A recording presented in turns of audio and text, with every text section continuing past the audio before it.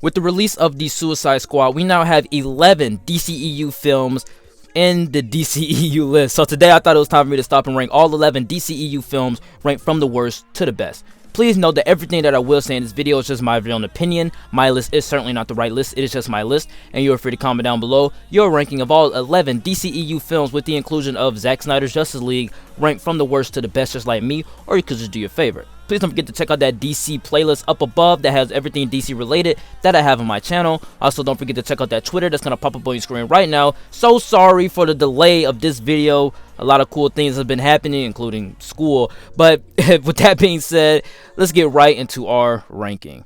Kicking off my list at number 11 for me has got to go to Justice League, a film unfortunately tarnished by the committee of the studio, featuring blatant reshoots and obviously bad cuts. The overall film can be enjoyed by someone who doesn't know the entire story of Zack Snyder and Justice League, but once you know the story, Zack's work turns out to be the most gross and disrespectful behind the scenes production ever, especially when the Snyder cut is essentially the exact same plot and there was nothing wrong with it from the start. Kicking off my top 10 list for me has got to go to Suicide Squad, a film that I actually really like. I don't get the hate. Well, I obviously get the hate behind the Suicide Squad. I mean, come on, this movie is not really that great. It's not, up there to the A or to the B standard. It's like a C film for me. I really enjoy it. I think the characters all work. The world as well does too. I think this film, having in cameos like the Flash and Batman, and having some subtle hints to the Justice League and Superman, and connecting it to Batman versus Superman, it makes this world a whole lot bigger, featuring villains from those respective characters like Batman and the Flash. The only problem is, once it stops being a heist movie about, the Suicide Squad going into town, getting Amanda Waller out of the tower, once it stopped being a heist film, the plot and story just sucks altogether. I think the villain doesn't really work that well. I think Joker should have been the villain, and I think they should have went a little bit smaller, like the heist film that they had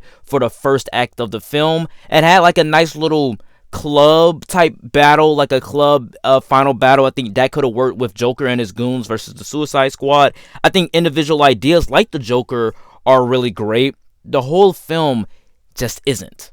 At number 9 for me has got to go to Wonder Woman 84. I really wish that I loved this film. I mean, I definitely loved the first film, even though it took me a couple rewatches to truly appreciate the first Wonder Woman film. I think for this film, I really wanted to love it, and I always stood by that. I don't think that it's terrible, as a lot of people make it out to be, but I do think that it is one of the worst DCEU films for me. The wishes aspect seems very complex, and the overall bringing back Steve Trevor thing was so predictable. I love seeing Chris Pine back in the role. This whole movie writes off of Chris Pine's and Gal Gadot's relationship and also their chemistry. The action was a blast, though. I love Gal Gadot again as Wonder Woman. She gets better and better in each movie that she's in. And also Pedro Pascal and Kristen Wiig, they're also some great standouts in the film, but it never just quite lives up to the hype or also the quality of the original. Though Patty Jenkins is a great director, she is allowed one bad day at the office.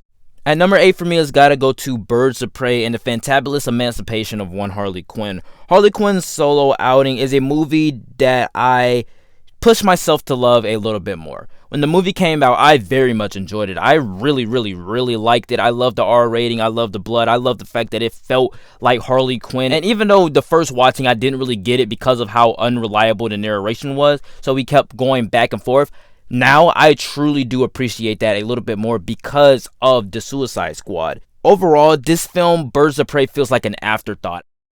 I do love Black Mask. I do love the practical stunt work, the practical fights, because they're done by the John Wick guys. So you get to see Margot Robbie actually doing some real fights. All of the cinematography is great. It's very polished. It's very stylish. Like I said, the unreliable narration of it works for me, especially I get a little bit more appreciative of it because of the Suicide Squad. Just in general, this movie never really needed to be R-rated, and the Birds of Prey never quite come together as satisfying as you would like it to be. But I gotta say, I did have a fun time with it, watching it for the first time, but I just don't know if I would ever rewatch this. Coming in at number 7 for me has got to go to Batman vs. Superman, the Ultimate Edition. The Ultimate Edition is obviously the much better version. I absolutely love this film. Actually, I love the theatrical version and the Ultimate Edition. Both of them I really do love. I definitely agree with the criticism of it all. I mean, Lex Luthor, he's not the best villain, you know. Superman's death was a little bit rushed. Superman is not really in this movie as much, especially as it being a sequel to Man of Steel. Even though he's given a little bit more stuff to do inside of the Ultimate Edition, I still believe that we should have gotten a little bit more Superman. I do love the themes of should there be a Superman, those questions, all of that stuff is great, but I think this movie actually works better as a Batman story. I love Ben Affleck's performance inside of this film, his dialogue. It also has been said that Ben Affleck wrote some of the Batman dialogue. I love the questions and I love the themes of Superman, but I just think that this movie works better as a DCEU Batman movie than an actual crossover / Man of Steel sequel. At number 6 for me has got to go to Aquaman. From the moment I first saw this film, it was just a fun time. I think from the moment I saw the trailer, I knew this movie was going to be fire. And sure enough, Aquaman was a fire movie. I loved Aquaman. And also it came out around that Christmas time season that Mary Poppins Returned and Spider-Verse came out in. So, of course, I was going to have a lot of memories about this film because it came out around that Christmas season. It's cheesy, it's goofy, it fits the comics well, and that's what you basically expected going into an Aquaman movie. But all around, just have a whole lot of fun with the concept and the idea of this guy who can talk to fish. Jason Momoa seems like he's just having a blast as the titular character. And like I said, James Wan makes this guy with a golden trident in an orange and green fish suit riding on a seahorse, commanding a kraken to go into war against two fish enemies that's using sharks and seahorses and crabs against each other. Cool. And that's basically what I thought this film was. It was just a fun time, a blast from start to finish. I can't wait for the sequel, despite the Amber Heard backlash. Kicking off my top 5 list for me has got to go to Wonder Woman. Yes, I changed my list around a little bit. Wonder Woman was originally my number 2 favorite DCEU film, but I just think that Wonder Woman just gets a little bit slow at times, and the third act isn't really the best. I think the first 2 acts are some of the greatest stuff that we've seen inside of the entirety of the DCEU. Just Diana Prince going into man's world. That in and of itself is very entertaining and very fascinating to me. I also love the theme before they, threw all of that away for the purpose of Ares, the big bad, in the third act. I just love the theme of maybe people are just bad. Maybe there are just bad people. Maybe there's just not a God that's controlling them all. People just make their own choices to choose to be bad or to choose to be good. There's just good and bad people in the world. And I love that because it shows that the world is flawed. The world is not what Diana thought it would be.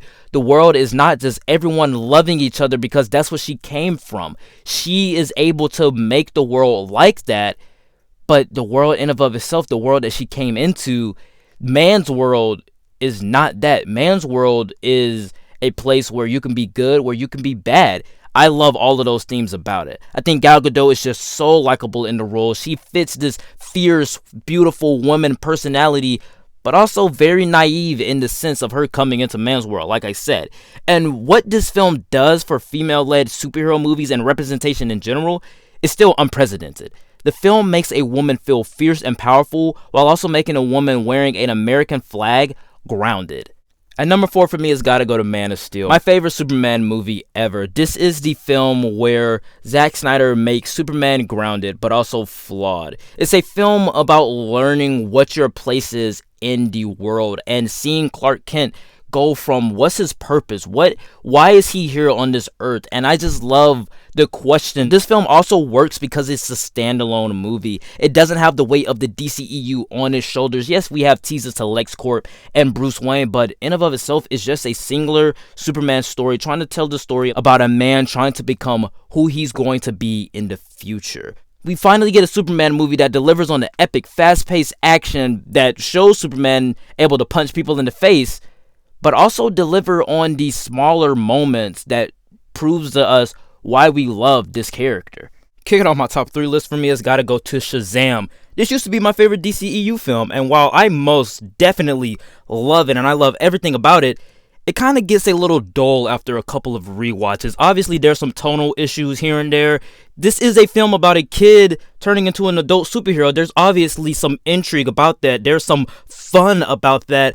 But then we also have some scenes where demons are biting heads off in an office, and a guy is killing his father and brother by throwing his brother out of the window and making the demon eat his dad. Zachary Levi is just such a big kid. It's definitely hilarious and one of the most heartfelt DCEU films about learning where you belong and learning to find your family and all of that. I loved everything about that. But like I said, after a couple rewatches, Billy Batson is not the most heroic kid ever. He's not the most purest of heart ever. So I would rather just watch the Shazam scenes than actually watch Billy Batson. My runner-up at number 2 for me has got to go to The Suicide Squad, the hyper-violent, raunchy DC version of the Guardians of the Galaxy. James Gunn does it again. I don't even understand how he does it. This is a full-on James Gunn comic book film with a big budget. All of it. I loved this movie. I mean, it took me until the second rewatch to understand that I really did love this film.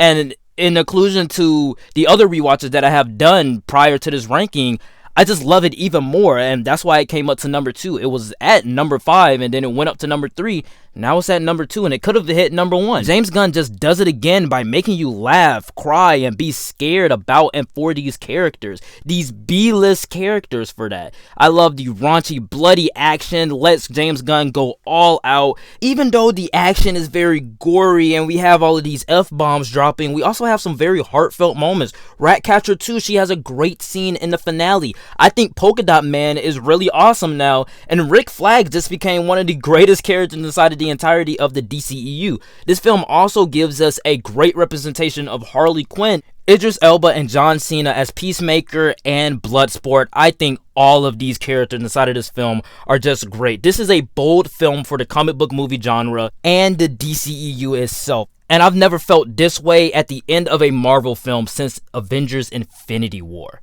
Now, while I love James' direction, I did feel sick after watching the movie because this movie depends on how much you can take, how much raunchiness, how many F-bombs, and how much blood and gore you can take on the screen. And I already know this is not going to be a film a lot of people will love, especially because it is R-rated. So just go out and support the film, at least buy a ticket and watch the movie. And if you didn't like it, then you just don't like it, but just support the film. It's not making that much money. Even though my word has no stake in any of this, but you guys get the point. But coming in at my number 1 for me has got to go to Zack Snyder's Justice League. Yes, it has gone up 3 points for me. I think the only problem here is the hype. The hype outdid this movie. I think everybody, people who don't have this movie like as a 100 out of 10, you know, people who say this movie is perfect, I feel like you guys are really lying and just submitting into the hype, because the hype of this movie outdid this movie. I don't think that this movie is perfect. I don't think that this movie is the best DC film that they've ever made. But objectively and figuratively, is this the best DCEU film, in my opinion, that they have ever made? Yes, I'm going to have to say yes for right now. Because the only problem here, like I said, is the hype, but also the runtime. 4 hours is entirely too long, especially when it could have been cut down to at least 2 hours and 50 minutes or 3 hours and 20 minutes. But what this film did for me as a fan, it quenched my thirst for everything that I wanted out of a Justice League movie. Zack Snyder crafted the cut we all wanted. Like I said, it quenched our thirst for an epic, big, scoping, wise superhero film featuring the Justice League. Cyborg, the heart of the film, and my favorite DC character, even before the Snyder Cut came out, just won me over as this film. He is the heart of this film. We also get some big epic flashback scenes of Atlanteans and Amazonians and humans fighting against Darkseid and his army, expanding this world and the mythology of all of these characters, these larger to life icons. What was wrong with WB at the time of Zack Snyder making this film? What was wrong with this cut of the film? Zack Snyder's Justice League, in my opinion, managed to live up to all of the hype, but also deliver what we all expected from an epic, big-scale Justice League film that I gotta say, I love. Even though the runtime is very long, I love this film. This is why Zack Snyder's Justice League has to come in at number 1. Alright guys, that was it for the ranking. Please know that everything that I did say in this video was just my very own opinion. My list was certainly not the right list, it was just my list, and you're free to comment down below your ranking of all 11 DCEU films, ranked from the worst to the best, just like me, or you could just do your favorite. Please don't forget to check out that Twitter that's going to pop up on your screen right now. Don't forget to check out that playlist of everything DC related that I have on my channel. That link is always in the description. With that being said, like, comment, and subscribe guys, and I will see you all next time. Peace.